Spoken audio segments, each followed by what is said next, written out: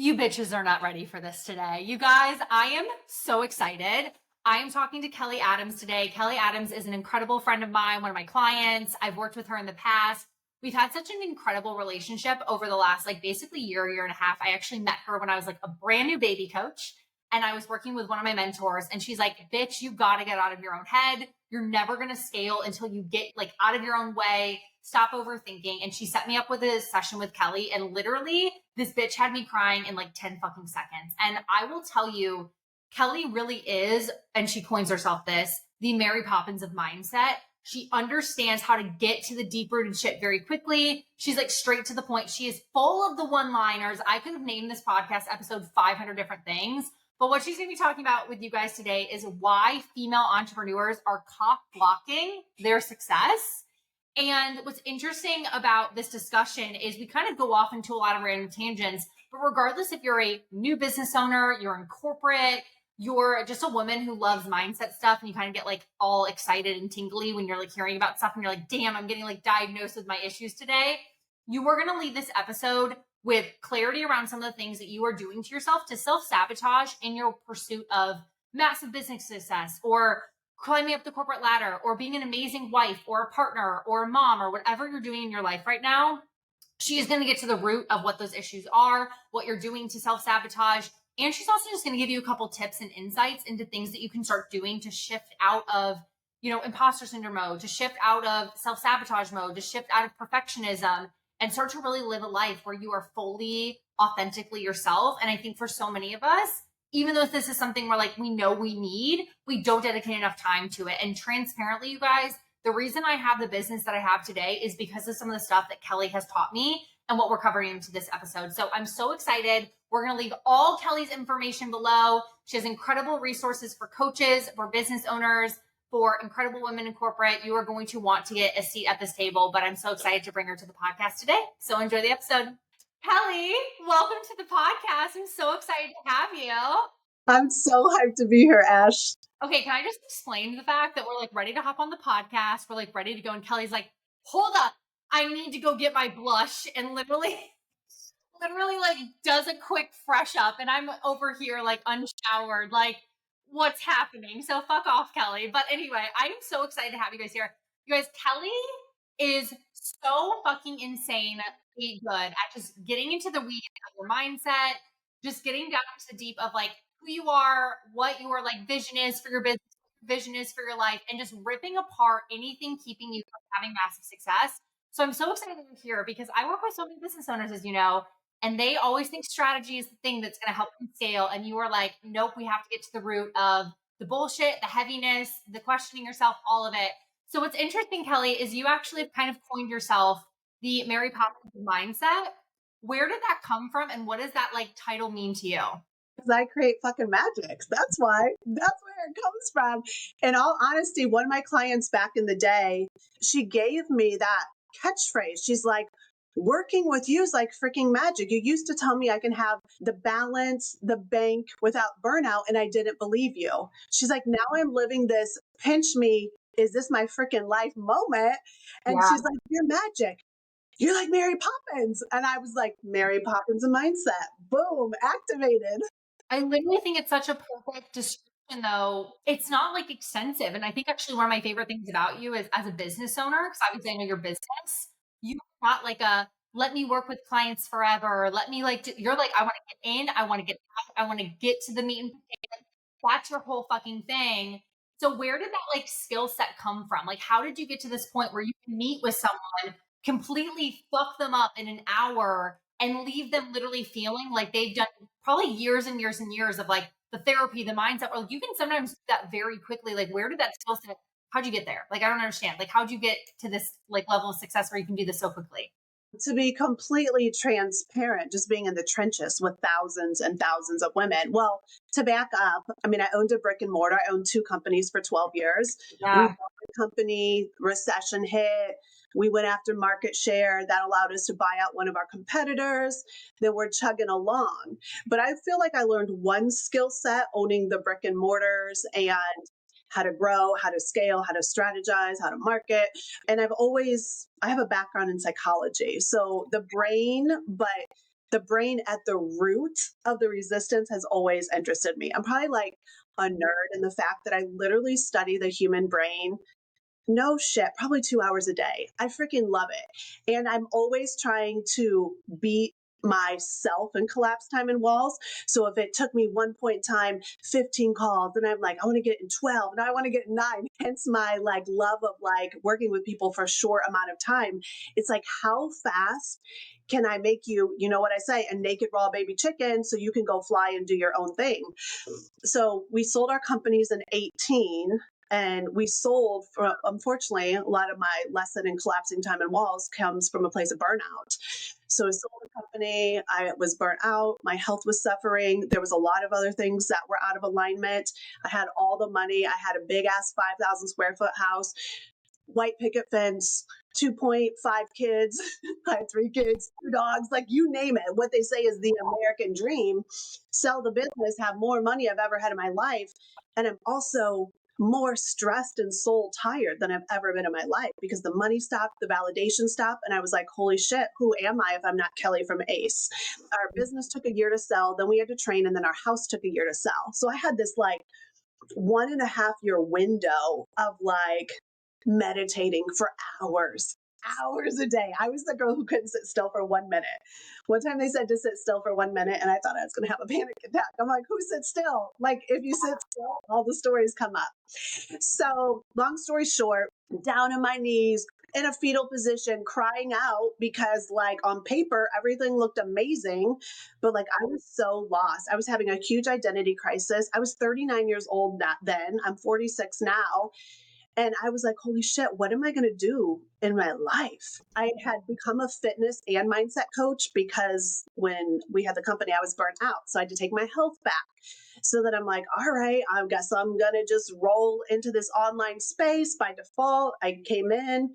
And then pretty quickly, I quit the fitness coaching because your girl likes bonbons. Like, I'm not going to sit and freaking talk fitness when I eat a plate of brownies for breakfast. Like, it didn't work. I mean, I got in great shape. I had a 6-pack for a very short amount of time, or a 4-pack. My kids won't let me say I had a 6-pack. But what was happening is my clients were getting like mad results. They're all women. And it wasn't that what I was teaching was rocket science. It was the rewiring and who they were becoming through the mindset work. So then I'm like, screw fitness. And then I'm like, full-time mindset. And really early when I started, I joined 4 high-level business coaches as a mindset expert. And back then it was different. I was like seeing 30 to 50 women a week for 30-minute segments. You can't help but see patterns and similarities. And I've already been in the consulting world too, so I already knew, but then it became so obvious. And I doubled down on female entrepreneurs specifically because women are very emotional, so they have different mind fucks that go along with entrepreneurship. But that was like about probably a 2-year window. Like, I wouldn't even get up to the bathroom. I'm on the call, let's see, 8 hours a day. I probably do 16 people a day nonstop. You know how good you get when you're like rolling through people that much? It was like, boom, you come on, I see you, I feel you. I mean, there's a lot that goes into the work I've done behind the scenes to make that happen. But I'm like, boom, you got this, boom, you got this. So I got really good at identifying because you were in and out, in and out. So that was just like the launch pad. But then over time and my own personal coaches and mentors, even back from ACE, like all of it just kind of came full circle and it all made sense. And my mission became, I want to have 1 million women becoming 7-figure CEOs. And I want them to do it in a way that feels as good as it looks. Because when I came in the online space, holy shit, there's so much smoke and mirrors. I'd be like fangirling these people. And then they'd hire me. And I'd be like, what the fuck? This is not what is presented. So I was like, that I'm not available for that.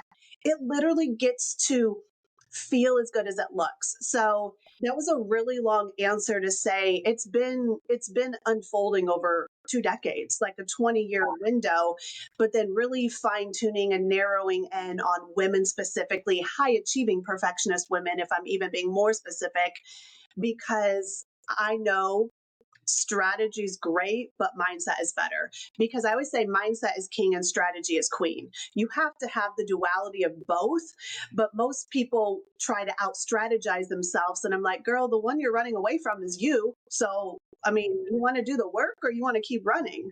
That's where my passion came, is to help women achieve balance and bank without the burnout. Since I grew a successful business, but I was burned out and I had more money, but nothing that went along with it. And I was like, I don't want other women to get to the top and then have their relationships, have their marriages, have their children acting out, eat a fast food lifestyle. There's a better way. There's a better way. And that's what I've done for the last 6 years now, is the better way. Dude, you are so I fucking love it. I also love the Chick-fil-A cup. You're like, can't be a fitness coach. I fucking love my brownies. Like, fucking can relate. You're actually like the third business coach who told, or sorry, finance coach that told me that post finance. They're like, I was a finance coach, but I fucking love my brownies, or like I love my bonbons or whatever it is. It's really funny. And they're like, what the fuck am I doing as a business coach? I don't even know if I remember that you had done fitness coaching. You've had a lot of like little lives. I'm curious because you said like you hit this phase of massive burnout within your own business. Do you feel like you probably, after coaching so many women, do you feel like you would have approached your business or done anything in your business with like the knowledge and the clarity that you have now? Or do you feel like you were as strong in the way that you regulate your mindset and process things, like were you strong in your own business? Or do you have like immense clarity now that you would have handled things or done things differently? No, I would have grown and scaled the same way because we had that mastered through trial and error. But I would have managed my nervous system differently. So it's like, if you have the body and the bank, but you're feeling like a shit show inside, you're not enjoying all of that other stuff. And one of our companies we owned was seasonal, and just payroll alone was probably 20 grand. So it's like we had to make enough money in like a 6, 7, 8 month window to float the boat for the entire year. So those ebbs and flows from cash flow and everything, it was like my nervous system was like a wreck. So that is a big piece that I brought in now, is the nervous system regulation and the emotional regulation, and then the release from the body somatically. So I definitely focus on the body a lot more than I didn't pay attention to my body when we were growing our company for 12 years, hence burnout, hence like brain fog, confusion, fast food lifestyle. None of that is like part of my life now. And it's like, I feel like what we were growing was not sustainable because my husband had pieced out on the business like a year before I did. He was like home chilling. He's like, I'm done. Wasn't done. It was like my baby. I thought I was going to do this for my whole life. He was a big part of the business. So we were losing like $150,000 a year, year after year. And so we couldn't sustain. I'm like, we can't sustain. So it had to do different. We would have been out of business because of burnout if we wouldn't have sold and cashed out. Wow. That's like, first of all, really powerful to say because, as a business coach, I have women come to me every day that are like, how do I get scale? And it's usually money. They're like, how do I get more money? How do I scale? Regardless of the problem in their business, whether it's a sales issue, a delivery issue, burnout, whatever, it's always, well, if I get more money, it will solve everything else. And I think what's really powerful about what you just said is, that it wasn't really about a strategy. You wouldn't even change the strategy looking back now. It was the way that you were operating in yourself that led you to have to say, I have to eliminate myself from this, or it's going to dig myself into a big hole that I like literally can't get out of.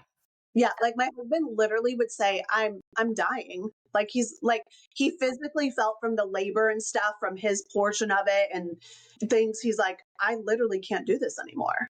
Like it wasn't a joke, but then I'm sitting here taking order after order because I'm like, well, we gotta pay bills. So it's like, here's the takeaway for that. Money is a false positive to your happiness. And that is a big piece of the work I also did. Now it's like I'm thankful but expectant.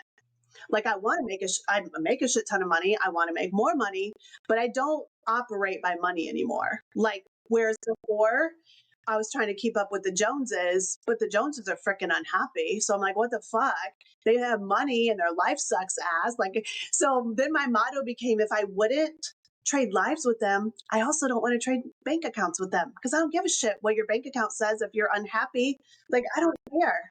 What's really hard though is I don't think people almost do that until they've experienced it. Like I've had a lot of people, I remember at 27, I would have made $500,000 that year if I stayed at my sales job.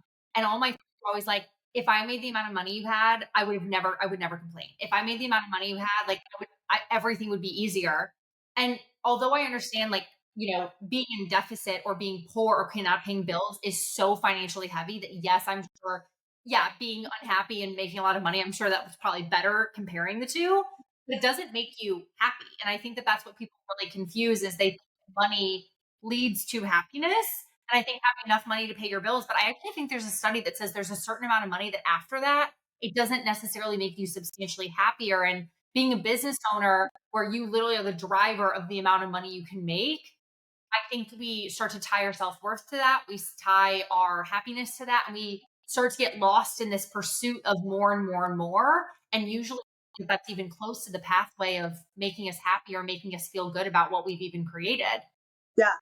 And what's even crazy, Ashley, is most people like say you want to do 100K months. I'll be like, okay, cool. Like what? Why? They can't even tell me why for what they want. You're out of alignment. I don't care if you want to make $100,000 months, but give your money a home. Tell me where it's going to go. Money's your friend. It needs a home to go to. Like a lot of people need to keep their blinders on and stay in their lane. Like I don't give this. I don't give a shit what anybody else makes. I am so happy with the number that I made up for myself and what I want to do for my needs and my wants. I don't care what anybody else does. But that's the trait of who you need to become to carry what you want. So there's a lot. It's like, I think entrepreneurship is one big personal development journey, to be honest. And I think, like, this, and I'm really excited to talk about this with you, but women are very different than men in business. I've noticed. My friends will be like, so what do you talk about with your clients? And they're thinking like offer strategy and finance and all this. I'm like, honestly, it's just telling them to like chill the fuck out. And they're like, they pay you how much to tell them that? And I said, I'm not even a mindset coach. Like, I'm a business coach, but it's really interesting. In room with men, they are not overthinking as much as women. Why do you feel like that is? Like, obviously, you have such an interesting background, but why are women so fucking hard on themselves? Like, what is the difference between men and women? Is it really the nature versus nurture argument? Is it something else? Like, why the hell are women constantly self sabotaging? Women are emotional creatures. Men are black and white. Men are winning or losing, and women are too gray. Women are like too emotional. We're bleeding out of both ends. We go to worst case scenario. We live off of the highs, we live off of the lows, whereas men are just not operating from emotions, they operate more from facts. Yeah. So it's the difference between emotions and facts or feelings versus facts, which is a big thing that I work on with a lot of clients too, is like, they'll be like, I feel like I'm not ready. Or I feel like, who am I? Okay, cool. Is there data to support that you're not ready? Get your tush out there and go sell. Is there data to support that or no, it's just a feeling? Yeah, no, 1000%. So one of the things that I'm really excited to talk to you about is I coined it this, but you've actually said it multiple times. Like, I feel like business owners and especially women, we like cock block our success. It's like we almost don't want us to be successful. In fact, I've actually heard women say, I'm just as afraid of having success as failing. Like, I'll talk to women about their goals and they're like, that actually scares me as much as failing. And I find this a really interesting concept. I don't know if I have it as strong as some women, but I do think there's a lot of different reasons that we sometimes almost prevent ourselves from having what we want. So I know you have an extensive background and a lot of knowledge around this. Can you walk us through some of the reasons why we're doing this, how we're doing this, how do we get out of this? I need to know all of it because we're too fucking good to not have what we want, but we are literally standing in our way of having it. Yeah. I'm going to start by saying that it takes one mindset to start, another to get at the top, and then another to stay at the top. Because the fears go from, can I start? Can I make it? Can I keep it? To can I sustain it? Because then once you feel a certain level of success, the pain response in the body kicks in and you're like, ooh, I never want to feel this other feeling again. And then usually you're scaling and you maybe have team members and things. So it's like the pressure changes. So your perspective has to change. It's like you move from having the courage to start to having the courage to surrender, like when you're scaling. So there's a lot that happens. But yeah, so let's talk about 5 ways female entrepreneurs cock block their own success. One of my favorite things to jam out on. So one is the negative self-talk, which you've kind of talked about. I call this the confidence killer. I think confidence is earned. I always tell everybody when I'm speaking or when I'm training, the only reason I'm here and you're there is because I failed and got up more times than you. So I say you're winning if you're in the game. You're not winning when you hit a 10K month. You're not winning when you hit $1 million year. You're winning when you're enjoying the journey and your head is in the game. Because I always say our ego's not our amigo. Some people call it ego, inner critic. Back in the day when I talk about being soul tired, when we sold the business, it was like, I don't know if you've ever experienced this, when you lay your head on the pillow at night, that's when all the like racing, crazy thoughts come up. So a lot of high achieving women are scared to slow down because if they slow down, if they're not going from task to task, then that negative self talk jumps up and it becomes louder and you can hear it more. So we have thoughts like, I'm not ready. Can I do this? But the reason I like to work on the root cause and the subconscious is because by the age of 35, 95% of all of your behaviors are patterns. They're already formed. So you literally have to consciously choose to think differently, to do differently. So knowing that even we have 60, 80,000 thoughts a day, 95% of those are on autopilot. So if you think about, for example, let me just give a random example. Say I want to start a business and I'm working with somebody, they're like, go out, go sell, go do this, do this. But then I have a story that when I was growing up, then I was told to sit there, be quiet, not be seen and heard. And mom and dad are arguing, and I got conditioned to be quiet. And now I want to be an entrepreneur, and somebody's telling me to speak up, go take space. There's a real, honestly, story, negative self talk of what happens if you would do that. And then the body's job is to keep us away from pain and towards pleasure. It's associated speaking up as pain. So, how are you going to expect an entrepreneur to go up, take this bold action when for 95% of life, they've been conditioned to operate in another way? So it's like you literally have to go in, and my framework is release, reset, rewire. You literally have to consciously be aware of the self talk, do some shadow work or something to reset it. And then the wiring is consciously catching that thought and then choosing a different reaction in the moment. So it's not easy work. I work with all the best, top, dopest people because they want it all. But that negative self talk is like a big mind fuck. It's like going down the rabbit hole and trying to find your way out. And it's like a default. Like I see a lot of women, the moment they say anything good about themselves, they like justify it or they like talk down to themselves. Like it really is default. It becomes this like constant where it's like you're not even aware of it because you just do it so consistently. It's really sad because I hear amazing women, the moment they try to praise themselves, they then have to like mask it with, a reason to why it happened or like, well, it wasn't that impressive or, well, I could have done more. Like, it's like we can't just accept Receive. it and like live in the good. Yeah. Okay. You'll like this quote drop I thought of for you with marketing. Your inner dialogue is your first form of marketing, meaning your ego is not your amigo. How the fuck are you going to get out and market and sell if the story in your mind is no one wants to hear you, no one wants to listen to you? Who's going to want to buy from you anyways? So that's the first block to get around is the negative self-talk. Damn, Kelly's dropping the one fucking liners on this podcast. Okay, so that's definitely number one. I see that every single day. I love the Chick-fil-A cup, Kelly. That's like so fucking on brand. I'm dying right now. I'm like, literally, she's here with the Chick-fil-A cup. Okay, so that's number one. Number two. This is my favorite is, and I always say money isn't emotional, you are. And that comes to emotional regulation. But a lot of, since we're talking about entrepreneurship, this is like the mood based CEO.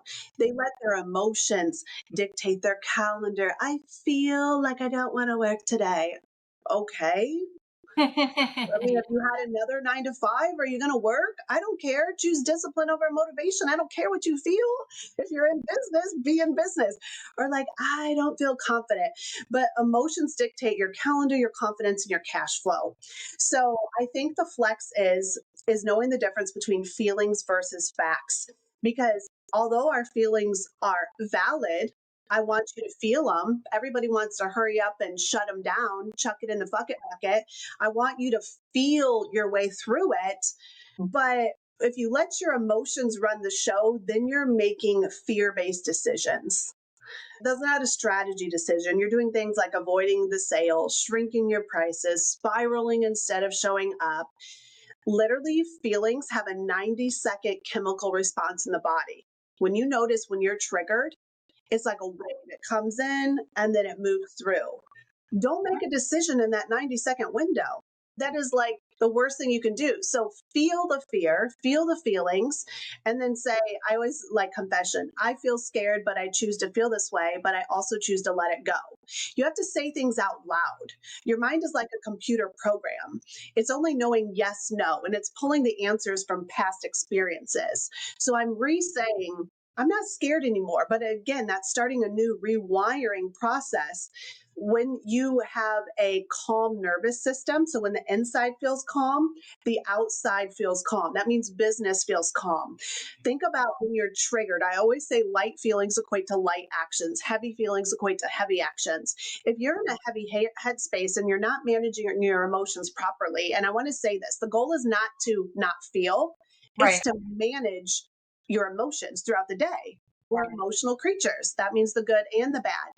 Imagine when you're in a heavy feeling and you get an email from somebody and all of a sudden you feel triggered AF. I come in, I read the email, I'm like, this is neutral. You're seeing this from a charged place. Right. So of course you're going to be triggered. So it's like the things that our clients say, or if someone leaves, even if they want to leave and kill the contract, cool. Don't make it mean anything.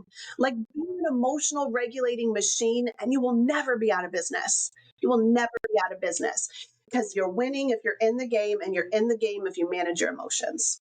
So your ability to regulate your emotions directly correlates to the amount of revenue you have the ability to earn. I genuinely believe that's so extremely true because women who have bigger businesses, I work with clients at 1K months, 50K months, 100K months. The women at 100K months, the small shit, they do not care. In fact, I have one client, she lost 4 clients in a week. She's like, that's okay. Like, we're good. I know other clients, they would be on the floor, freaking out, looking for, like, it is interesting thinking about that from my own client perspective.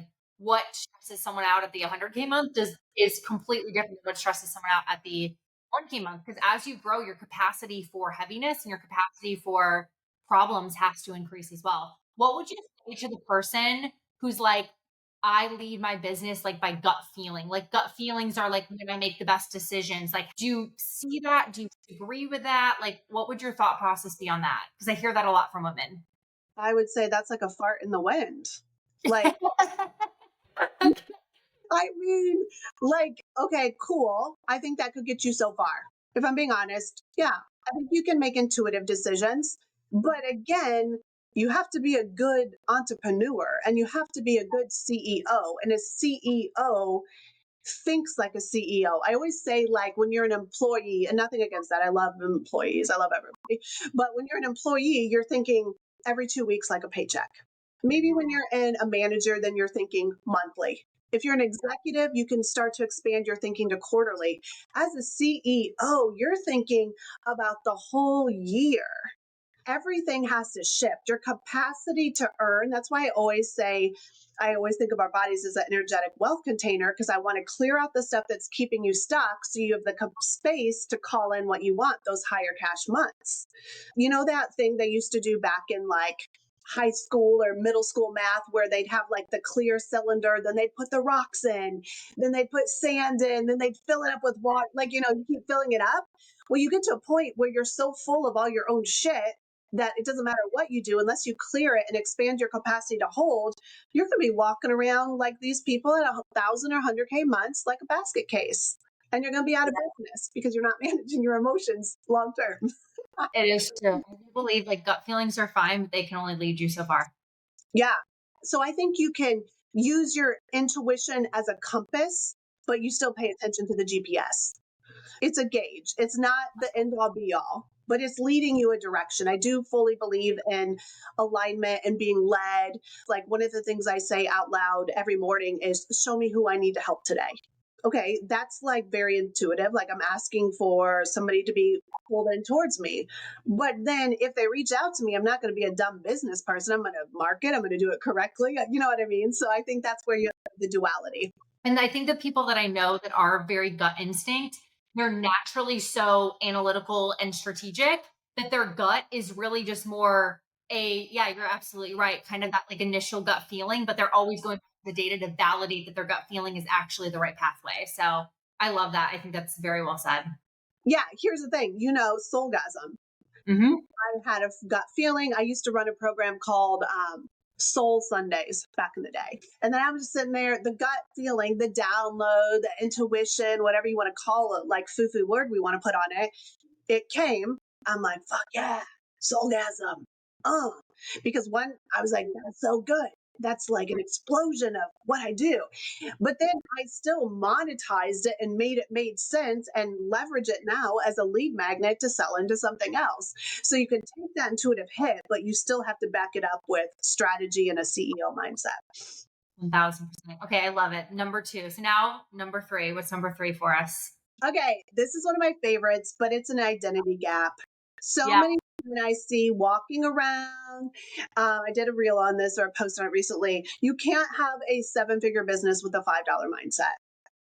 She wants 100K months, but she won't ask for the sale. It's like, who do you need to become to hold those 100K months? So to me, that's a lot around the embodiment. I do a lot of work with people around alter egos because if there is something that they feel like is lacking, well, alter egos are because we're giving them a goal, a task, and a mission. So where you're falling short, if you create an alter ego and pull it forward, it helps you become the woman you need to become to achieve the numbers you want to achieve. So a lot of times, I think business, once you get to a certain level, it's not about anything other than who you need to become, how you need to carry yourself, hold yourself, operate, who is that seven-figure CEO. Yeah. What do you like feel like in regards to imposter syndrome? How does that fall into it? Because that's another word I hear a lot as a business coach. Well, I have imposter syndrome, or I haven't been doing this as long. Like I had a girl say she started a brand new social media account. And she's like, I have to maybe do something lower ticket because it's a new audience. I had another client who was like, yeah, but like I can't charge that because I've only been doing this for 6 months. They've been doing it for 3 years. Like there's always kind of that excuse of like, I'm not ready yet, ready yet. I feel like that falls under the bucket of imposter syndrome. Do you agree, or do you just all bullshit we're just telling ourselves? Imposter syndrome and self sabotage because you're doing that from a protective mechanism. So, ideally, if I'm hearing somebody say, I can't charge that because I have a new audience, what I'm going to pull behind the curtain and say, actually, Kim, everybody's Kim, I'd be like, actually, Kim, you're afraid that if you put this offer out there and no one buys, then it's meaning something it doesn't need to mean. So instead, you're going to not value yourself, lowball this offer in hopes that somebody comes in and buys. And then if they don't, how you're going to justify it to yourself and back it up is, well, it was a new audience anyways. So we do these things so we can feel the pain in advance. So then if it happens, then we're not disappointed or we have something else to blame it on. But I think for imposter syndrome, when people come to me a lot of people have imposter syndrome. I mean, I freaking had imposter syndrome. For some reason, I thought when I transitioned to the online space, like it's still a mind fuck to me, and I'm a mindset coach. It's a mind fuck to me to think that I didn't know what I was doing. I'm like, I ran a business for 12 years. I get in the online space and I'm like, what do I do? But it was just like, I think imposter syndrome is trying to create a recipe. She looks successful. Let me grab a piece of her. She looks successful. Let me grab a piece of her. It's like trying to make cookies without butter. You're going to be freaking flat. I tried it. It sucks. It didn't work. I literally, when I transitioned to the online space, I couldn't even go live. I didn't have to go live. We fucking marketed in the phone book, dude. So like I had to go live. I'd get hives. I had huge imposter syndrome. And it was because like I made up all these stories and then was trying to operate in these stories, and I lost my like magic. And I made up this story that I couldn't cuss because if I was professional online, I couldn't cuss. So like I boxed myself in. So the minute somebody tells me they have imposter syndrome, I'm like, get off fucking social media. Guess what you're not doing for the next 7 days? Looking at anybody else's shit.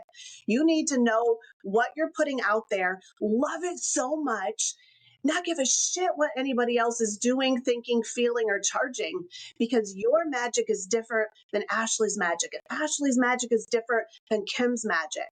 So I would say that's like trying to compare apples to oranges. Stay in your lane.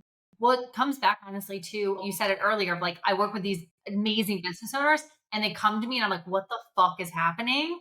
It's honestly just called good marketing. You have to remember that everything you see online is just good marketing. And a lot of times, I mean, first of all, people can say whatever the fuck they want. It might not be ethical, it might not be true, but people can market whatever they want. But what's happening behind businesses and some of the most successful business owners in the online space, and then also back when I was in corporate, the back end, the behind the scenes was the biggest mess. And yes, you might have someone signing, 100 worth of clients in a month, but if their turnover is so high that they're yes do that every month and then everyone leaves after 3 months, like that isn't a successful business. So also, what metric are you deeming as they're successful?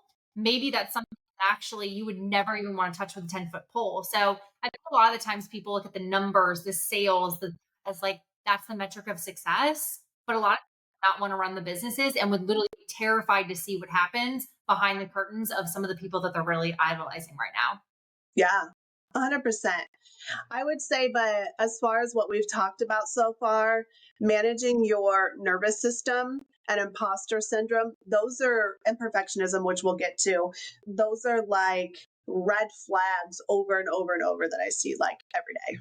Yeah, I see it very often. I think it really holds women back from what they're able to create because I do think that a lot of times, like a lot of the women I work with are extremely creative individuals, but they put themselves in this box of I have to be this like CEO. So I have to be, like polished and this. And I'm like, I think what a CEO is could be a lot of different things. And sometimes creative can create the 7-figure business. Sometimes the visionaries they are worthy of something big, but when they put themselves in this, like, I have to do this, I have to do this to be successful, it really takes away this like individuality that I think is really beautiful in business. And when people just become carbon copies of themselves, yeah, it's very difficult to scale in that world when you literally look like the exact same thing as the person next to you. So it ends up hurting business owners substantially when they just can't live and breathe in the creative space that I think a lot of men or a lot of women are meant to live in.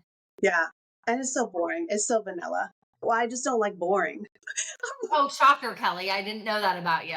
I hired Ashley just to, I'm like, basically just to yell at me. Literally, when I thought about, like, why did you hire Ashley? Well, literally just to probably yell at me for 3 months.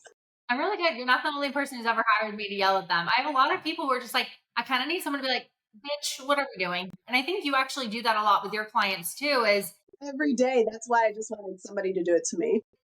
I think there's such a privilege in having someone who's willing to call us on our bullshit. And I think a lot of times, probably it's a win for me, but also a lot of the reason I think I probably don't even have as big of a business as I could. I think if I was softer and kinder, I might get more clients. But I think people are like, I've never had someone call me out on my bullshit. And I think for you, the reason people love you is they've been in spaces where people have validated, well, that's right. You aren't, super tenured here. You can't do this, or you do need to be polished. And these narratives that we've told ourselves, that's our default. That's our comfort zone. And you being like, what the fuck are you talking about? You're a dumbass. Get on social media and go crush and go like show up particularly yourself. That's almost terrifying to people. Yeah.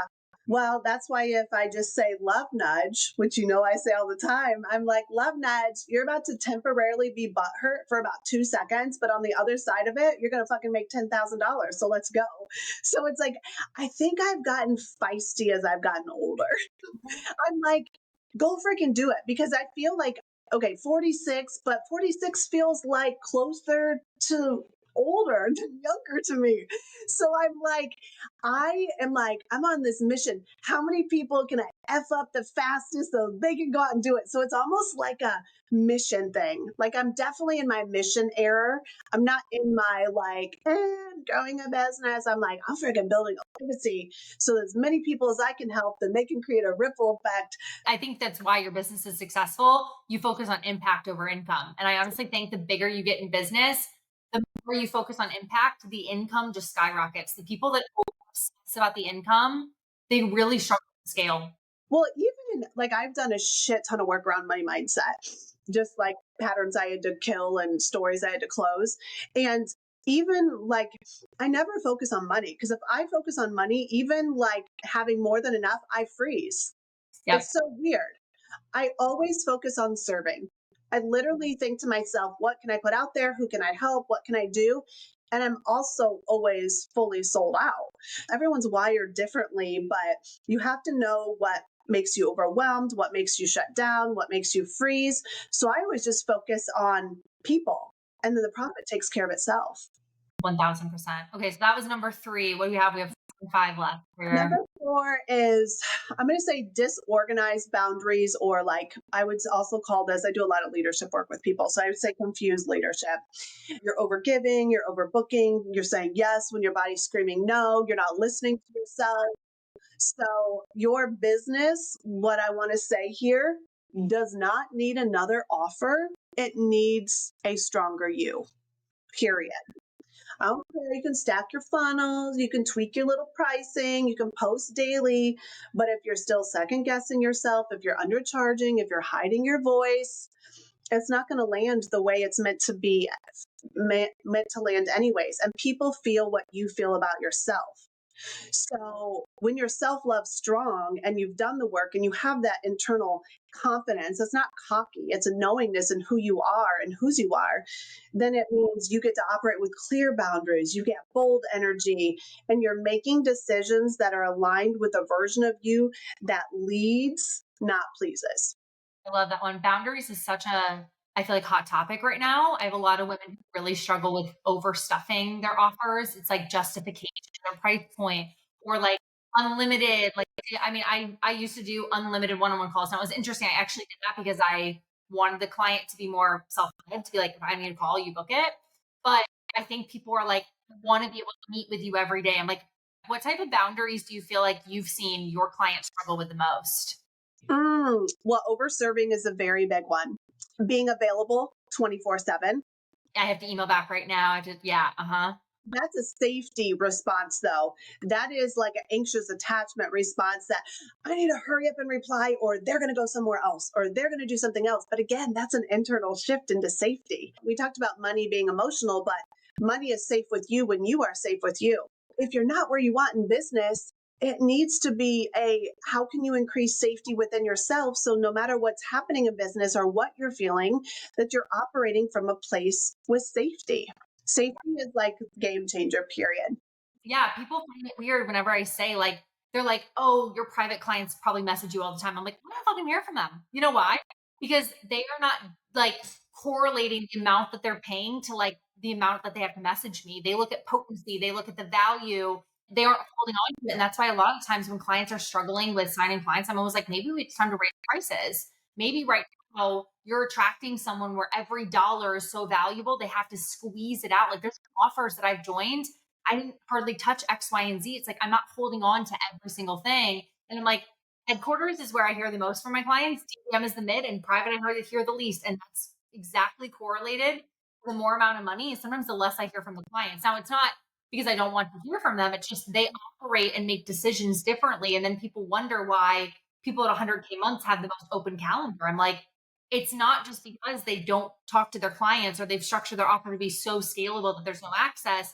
Some people, I'm sure, do that, but it's honestly because they call in people that care about potency and value, like not this like immense quantity of time where they have to like squeeze out every dollar worth. And they look at value and they look at money completely differently. So I find boundaries is a big one when it comes to clients being able to scale and also being able to charge their worth. Well, and speaking about boundaries is probably a good time to address, like super briefly, depending on what's going on at home or what's happening in your relationship or partnerships, there's boundaries that need to happen there too, because as an entrepreneur, everything personal impacts business and business impacts personal. So you need to have clear boundaries in both your personal and professional life. It's not just the business side. And that means closing your freaking laptop and go and be with your person and be a human and not work 24/7. That's a boundary that a lot of people need to create that they don't do. Yeah. I feel like you work with a lot of women who, because maybe in their like personal life, like I find this with me and a couple of my friends that are very like dominant women, kind of like aggressive in business. We live in our masculine. Do you find that they like when things are going heavier in their personal life, they like go into their default of like going harder into their business to escape like their personal? Do you feel like people like struggle to balance those two?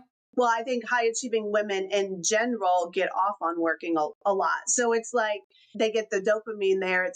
I love freaking working. I love it. I just like also love freedom and time now. And I always say, I used to need you when I didn't like me, and now I like me and I don't need you. I really don't need anybody. Like I'm so full and so content.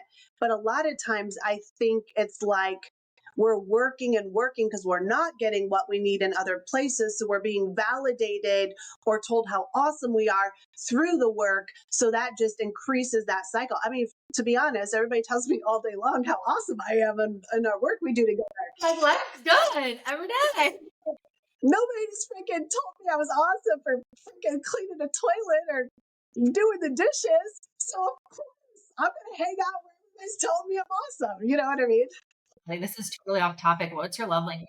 Probably acts of service, like just take shit off my plate. Like this morning, I was like, look at my husband. I was like, I'm hungry. Feed me.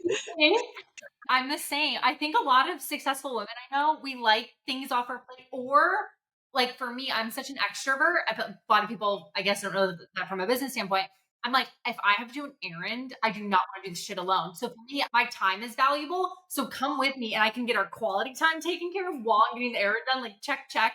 Well, this is like going back to what you said. What actually a lot of my clients, a lot of the issues is one of two. It's either extreme. It's either they're with a man, they're so masculine that they're struggling in their relationship because they need that man to man up so hard, throw me against the wall, smack my tush a little bit so I can feel like a girl because they are so manly day to day that they need extra man to allow them to drop into the feminine to receive.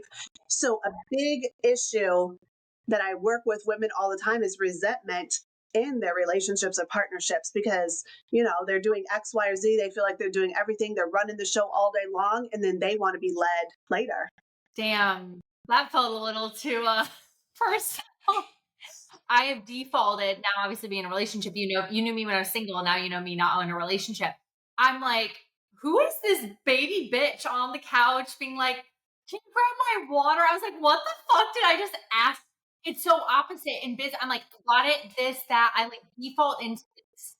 It's so weird. That's why I was curious about that from like, even from a boundary standpoint and everything else. Like there's such an interesting duality, I think, with very successful women of sometimes how we navigate things and how we kind of balance things. So interesting, Kelly. I feel like you were speaking to me a little bit. Make my dinner reservation. Tell me what to wear. Just have me show up, plan shit. Like when you just are just taking action all day long, like I want to lean back. I have decision fatigue. And it's just like, I'm a passenger princess. Like literally, that's what my husband nicknamed me.